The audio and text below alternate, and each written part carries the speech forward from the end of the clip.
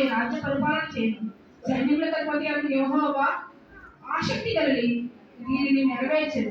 ఎవరు నెరవేర్చారండి? ఎందుకు చదివించానంటే ఈ వాక్యం మీకు గుర్తుండదని చదివించాను. ఇది మొదలుకొని మితి లేకుండా దానికి వృద్ధియు క్షేమమును కలిగినట్లు సర్వకాలము దావీదు సింహాసనములను రాజ్యమును నియమించను. న్యాయం వలన నీతి వలన రాజ్యము స్థిరపడుటకు అతడు సింహాసనాసీనుడై రాజ్య పరిపాలన చేయను. సైన్యములకు అధిపతి యెహోవా ఆసక్తి కలిగి దీనిని నెరవేర్చను. యెహోవాకి ఇష్టమైనది తన కుమారుని ఈ లోకాన్ని పంపించడానికి.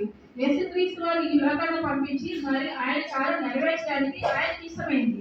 ఆయన పంపించాడు కాబట్టి యేసుక్రీస్తు వారు ఈ లోకానికి మరియ కడుపుల నుండి మరి ఆయన ఉద్భవించాడు.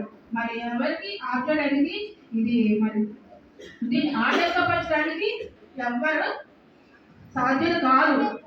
దేవునికి అసాధ్యమైనది ఏది లేదు. సర్వసృష్టికర్త యెహోవా ఆయన ఈ లోకంలోకి దిగి వచ్చి ఒక బిడ్డగా మన మధ్య తిరిగాడు, నివసించాడు. మరి ఆయన కార్యము నెరవేర్చాడు. మరి దేవునికి వందనాలు, వేలాది స్తోత్రములు. మరి ఆయన రాజ్యము స్థిరపరిచాడు.